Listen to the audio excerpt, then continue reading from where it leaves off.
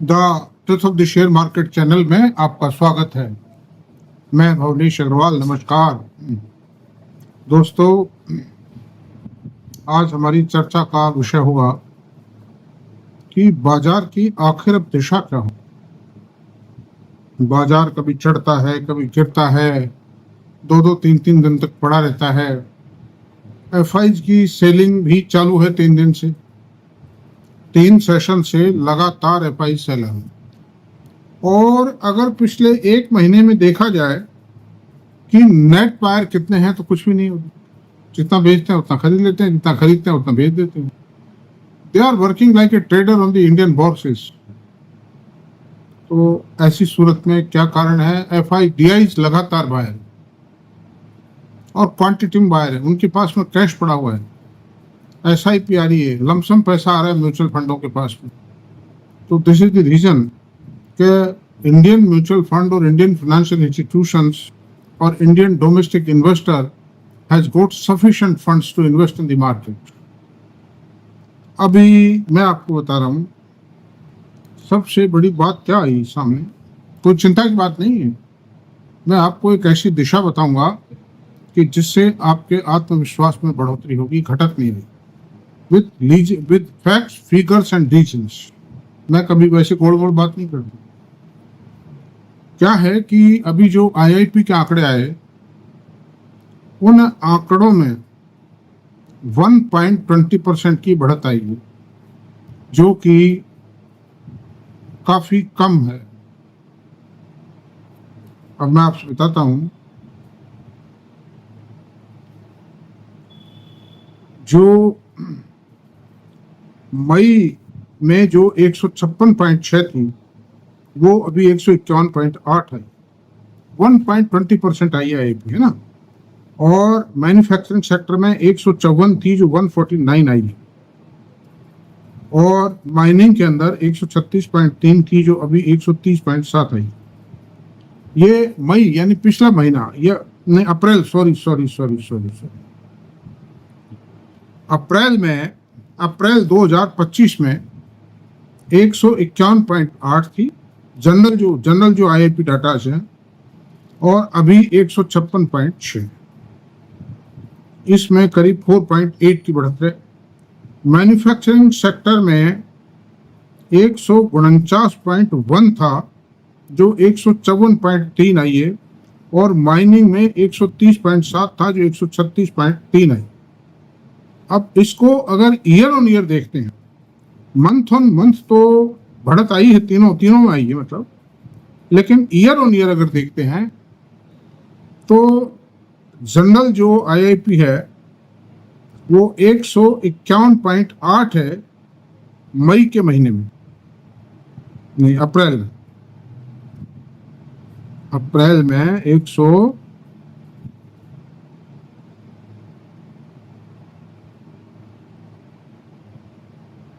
इसको छोड़ दें, थोड़ा गलती है इसमें। तो निष्कर्ष है कि 1.2 की आईआईपी क्यों आई। ये 100 देखते ही घबराहट का विषय होता है, क्योंकि ये पिछले कई सालों में कम आई। दूसरी तरफ हम देखें कि जीएसटी के जो डाटाज हैं, जीएसटी डाटा में भी गड़बड़ आई। और गड़बड़ क्या है कि 1,85,000 करोड़ रुपए का जीएसटी कलेक्शन आया है इन द मंथ ऑफ जून। तो ये सन 2021 के बाद ईयर ऑन ईयर 6% बढ़त आई है केवल बात। This is a very poor growth, यानी poorest in the last 4-5 years. Even corona काल में भी इतनी कमजोर ग्रोथ नहीं आई जितनी अब आई। तो अब आप आश्चर्य करेंगे कि इसका कारण क्या रहा। ये आईआईपी में तो अप्स एंड डाउन्स आते रहे, लेकिन जीएसटी जो अप्रैल में 2,37,000 करोड़ रुपए थी, वो घट के 1,85,000 करोड़ रुपए क्यों है? तो रीजंस किसी ने नहीं दर्शाए। No economist, no statistician, no government organization has given reasons, or no expert of the share market has given reasons for the decline in the GST collection. लेकिन मैं ये समझता हूं कि ये जून के डाटा 1,85,000, इनमें क्या हुआ है कि रेनफॉल के कारण बारिश जल्दी आ गई है की बात। पहले तो जून के महीने में केरल में आती थी, 10-15 जून के आसपास बॉम्बे में आती थी और कहीं नहीं आती थी। बाकी सब में 25 तारीख के आसपास बारिश शुरू होती थी, 30 बल्कि जुलाई की फर्स्ट वीक में आ जाती। लेकिन अब की बार तो ये 8-10 जुलाई से ही, 8-10 जून से ही शुरू होगी बारिश, धमाक चौकड़ी धाक शूम, और आई भी तगड़ी। उसके कारण माइनिंग एक्टिविटीज बंद हो जाती है, गुड्स का ट्रांसपोर्ट बंद हो जाता है, गुड्स का कंजम्पशन घट जाता है, पावर का कंजम्पशन घट जाता है, कोल माइन से, आयरन और माइन से, ये सब बंद हो जाती है, मतलब पानी भर जाता है सब। तो this is the main reason behind all this. Automobile sale जो आई है वो भी मिक्स डाटा जाए। महिंद्रा एंड महिंद्रा और अशोका लीलैंड के डाटा ठीक है, बाकी टाटा मोटर माइनस में आया है, मारुति फ्लैट आई है, बजाज ऑटो फ्लैट आया है, हीरो हीरो मोटो कॉर्प फ्लैट है। ये सारी चीजें ये दर्शाती हैं कि कुछ कमजोरी तो है। बारिश के बावजूद भी ये गाड़ियां बिक सकती थी, टू व्हीलर बिक सकते थे, फोर व्हीलर बिक सकते थे, लेकिन ये सब टाइम भी, वेरी टाइम भी, बिकॉज द इंडियन इकोनॉमी में इस वक्त ऐसा कोई भी माइनस पॉइंट नहीं है। अच्छा, फिर एक्सपोर्ट बहुत बढ़ा है इंडिया का, ऑटोमोबाइल गाड़ियों का, टू व्हीलर में, फोर व्हीलर में, ट्रक्स में, कम में, सब में बढ़ा है बस। तो इंडिया की जो माइक्रो एंड मैक्रो सिचुएशन है इकोनॉमी की, दैट इज वेरी स्ट्रांग। देखिए, लिक्विडिटी पर्याप्त है, मानसून शानदार आ चुका है, ज्यादातर डैम्स जो हैं वो भर चुके हैं, और अब चिंता की बात यह है कि अब जो बारिश बरसेगी उसमें क्या होगा उन डैम्स का, वो और ओवरफ्लो होंगे, कुछ डैम डैमेज भी हो सकते हैं, कुछ कैनाल्स डैमेज हो सकती हैं। इंटरेस्ट रेट्स हिस्टोरिकली गिरती चली जा रही है, inflation ever lowest in the history है 3.29%। प्रोजेक्ट गवर्नमेंट का जो प्रोजेक्ट सैंक्शन करने का सिलसिला है वो लगातार चालू है, उसमें कहीं कोई बाधा नहीं, बड़े बड़े प्रोजेक्ट सैंक्शन कर रहे हैं। बिहार चुनाव आ रहे हैं, उसमें प्रोजेक्ट सैंक्शन कर दिए, बॉम्बे में कर दिए, गुजरात में कर दिए, वो कई रोड एंड ब्रिजेस के कई प्रोजेक्ट सैंक्शन, रेलवे के अंदर कई प्रोजेक्ट सैंक्शन किए। गवर्नमेंट पॉलिसीज जो हैं they are pro market, pro economic development, आर्थिक विकास को तय करने को बढ़ाने वाली नीतियां, घटाने वाली नीतियां नहीं। एक भी डिसीजन ऐसा नहीं लिया गया। टैक्सेशन के अंदर एक जबरदस्त रियायत दी गई थी दिल्ली चुनाव से पहले, in the month of March, फरवरी या मार्च की बात है, दिल्ली चुनाव में फरवरी में 28 फरवरी को बजट आया था, नहीं 28 फरवरी, एक फरवरी को बजट आया था, उसमें जबरदस्त रियायत दी अंडर दीज सर्कमस्टेंसेस, और उससे मार्केट में लिक्विडिटी बढ़ेगी। आरबीआई ने लिक्विडिटी बढ़ाई है, कंटिन्यूसली बढ़ाती चली जा रही है, लाखों करोड़ रुपया, 5-6 लाख करोड़ रुपए की लिक्विडिटी बाजारों में बढ़ जाएगी, और उसी का परिणाम है कि वर्षों के बाद एचडीएफसी बैंक और रिलायंस, इन्होंने अपनी ऐतिहासिक ऊंचाई तय की, और इस बात के साफ संकेत दे दिए हैं अब मिड कैप लार्ज कैप ही नहीं चलेंगे, मिड कैप और स्मॉल कैप ही नहीं चलेंगे, लार्ज कैप भी चलेंगे। These companies are bound to spurt, और इसमें बहुत सी चलेंगी, लार्सन ट्यूब्रो चलेगा, रिलायंस चलेगा, मारुति चलेगी, और साहब जो है कि महिंद्रा चलता रहेगा, क्योंकि रेनफॉल के कारण रूरल डिमांड बढ़ेगी, व्हीकल्स, ट्रैक्टर्स की डिमांड बढ़ेगी, एस्कॉर्ट्स भी चलता रहेगा। कोई रिकमेंडेशन नहीं है मेरी, I am simply teaching it. तो ऑटोमोबाइल सेक्टर, डिफेंस में गवर्नमेंट ऑफ इंडिया की खरीदारी की नीति कायम है, मतलब, और अभी 15 तारीख को, अभी 15 जुलाई का आसपास डिफेंस सब कमेटी की मीटिंग है, उसमें बहुत से परचेज ऑर्डर्स फाइनल किए जाएंगे, जिसमें मजगांव डोको, गार्डन रिशिको को, भारत इलेक्ट्रॉनिक्स को बहुत से ऑर्डर्स मिल सकते हैं। अब सवाल ये उठता है कि मार्केट की लीडरशिप भी तय हो चुकी, रिलायंस और एचडीएफसी बैंक और लार्सन ट्यूब्रो, इन तीनों की लीडरशिप में मार्केट चलेगा। मार्केट का जो कहते हैं ना झंडा, वो झंडा पकड़ेगा एचडीएफसी बैंक या रिलायंस। रिलायंस की पोजीशन ये बता रहा हूं आपको, किसी भी तरह से आपको रिकमेंडेशन ना समझे। ऐसा है कि इनका जो ग्रीन एनर्जी प्रोजेक्ट है वो प्रोडक्शन में आ रहा है, उसकी एक लाइन यानी 1 गीगावाट प्रोडक्शन में आ चुका है। अब ये धीरे धीरे ऑर्डर्स लेंगे और जो बचा हुआ जो 10 गीगावाट ग्रीन एनर्जी प्रोडक्शन ये शुरू कर देंगे अगले 1 साल के अंदर। तो आप लोगों को ध्यान होगा, जब ये मुकेश अंबानी रिलायंस जियो टेलीकॉम का प्रोजेक्ट एग्जीक्यूट कर रहे थे, वो बहुत बड़ा प्रोजेक्ट था, 3 लाख करोड़ का प्रोजेक्ट था वो। अभी तो उस पर 4 लाख करोड़ खर्च हो चुका है। उस प्रोजेक्ट के एग्जीक्यूशन के दौरान रिलायंस की रिपोर्ट तो अच्छी आती थी, वर्किंग अच्छी आती थी, लेकिन शेयर नहीं बढ़ता था। तो पिछले कुछ समय से भी अभी इस ग्रीन एनर्जी प्रोजेक्ट के चलते भी यही हो रहा है। करीब 5 साल से प्रोजेक्ट चल रहा था, and now the project is on the verge of completion. More details will be announced by the management at the time of AGM, which is going to be conducted either in August. तो रिलायंस में एक बहुत बड़ी तेजी की संभावना से इनकार नहीं किया जा सकता, और रिलायंस लार्जेस्ट कंपनी अभी भी है मार्केट कैपिटल पॉइंट से, और मैं समझता हूँ रहनी चाहिए ये बड़ी। बहुत सी ब्रोकरेज फर्म, न्यूवामा है, मोतीलाल ओसवाल है, ये इसके बड़े ऊंचे टारगेट्स दे रहे।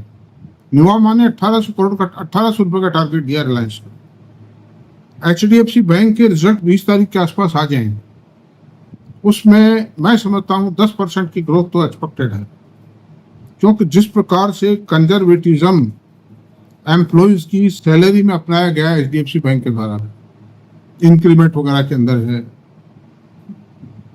इन सब चीजों को देखते हुए दूसरी बात है आरबीआई ने जो एसएलआर घटाया है, सीआरआर घटाया है, वो इफेक्ट भी आएगा, वो पैसा मिलेगा और उसको भी ब्याज पर देंगे। तो जैसे जैसे इनकी फंडिंग बढ़ती जाएगी बाजार में, वही सामने समस्या ये आ रही थी एचडीएफसी के सामने कि ये फंडिंग नहीं कर पा रहे थे फर्दर। अपने जो क्रेडिट पोर्टफोलियो था, इनका रेशो बिगड़ा हुआ था, आरबीआई नॉर्म्स के खिलाफ था, इसलिए बढ़ा नहीं पा रहे थे उसको। अब नाउ दे आर फ्री, करीब 1.25 लाख करोड़ रुपए की फंडिंग इनको मिल जाएगी।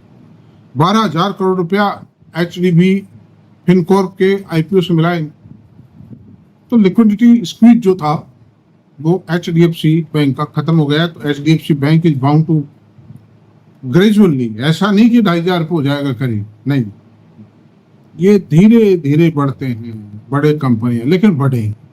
मैं कोई श्योरिटी नहीं है, शेयर बाजार में श्योरिटी कुछ भी नहीं होती है। आप जो कुछ करें अपने हिसाब से करें, मेरे कहने से कुछ भी ना। तो अंडर दीज सर्कमस्टेंसेस रहा सवाल, अमेरिका की एक बैरियर है बहुत बड़ा। 9 जुलाई को जो ट्रंप साहब की टैरिफ बैरियर है 100 डेज का, या शायद 90 डेज है, वो that is going to be over. उसमें अभी तक जो नेगोशिएशंस हो चुके हैं, जो ट्रेड डील्स हो चुकी है अमेरिका से, एक डील तो आज सुबह वियतनाम से फाइनल हुई है, आज जिसकी सुबह ही खबर आई है।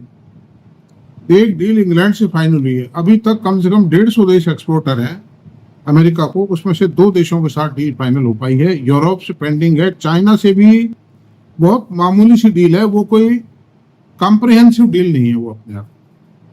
और इंडिया से जो डील है, ये मैं नहीं समझता कि डील हो पाई, क्योंकि जो ट्रंप साहब हैं वो इस बात पर अड़े हुए हैं कि एग्रीकल्चर और जो डेयरी प्रोडक्ट हैं वो भी इंडिया हमसे खरीदे, भारत उनको नहीं खरीद सकता, because if they are imported from America then Indian farmer और इंडियन पशुपालक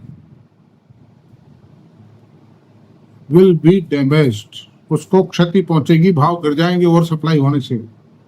दूध अभी ओवर सप्लाई में है, बहुत से एग्रीकल्चर प्रोडक्ट्स जो हैं और सप्लाई में। इस साल तो बम्पर क्रॉप आ रही है due to heavy rains, good satisfactory, एक गुड मानसून।